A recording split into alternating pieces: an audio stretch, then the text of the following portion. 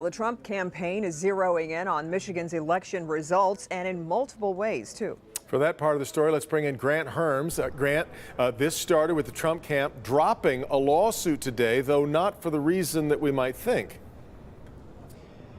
Yeah, Devin, Kimberly, this was a bizarre move, essentially pinning legal success on something that didn't happen, saying that the Wayne County Board of Canvassers didn't certify the election when they did. And Trump campaign advisor Rudy Giuliani claiming a vast conspiracy to defraud the election. Those claims are unfounded.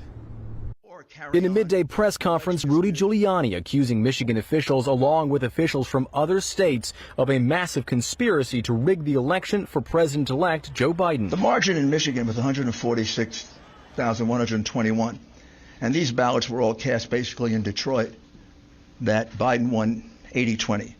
So you see a change as a result of the election in Michigan, if you take out Wayne County. Filing in federal court today, the Trump campaign seeking to dismiss its case to stop the certification of Michigan's election. That case was attempting to get the Wayne County Board of Supervisors to decertify.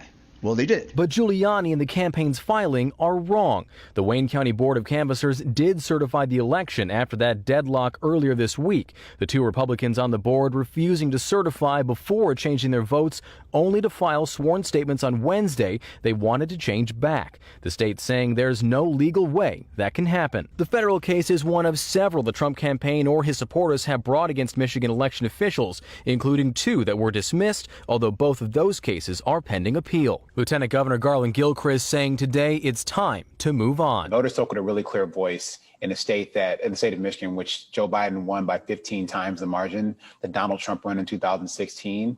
And the Wayne County Board of Canvassers unanimously certified the election results. And I think we need to be moving forward.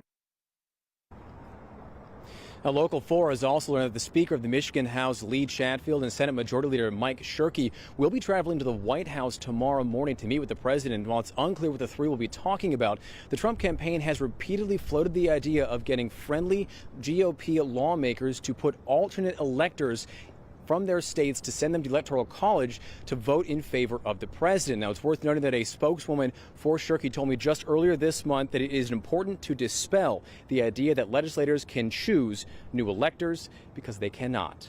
Devin? This is an extraordinary situation here, Grant, because the cases that the Trump campaign talked about today have both already been undermined rather soundly in court. So interesting to use them or try to use them as evidence. Well, they are still in appeal, but it's also worth noting that these arguments weren't made today in a court where Giuliani would have faced questions from a judge. He did this in a public press conference, which is really in public, where the Trump campaign is ultimately hoping that these cases and these arguments will continue to play out. Very different setting. All right, Grant.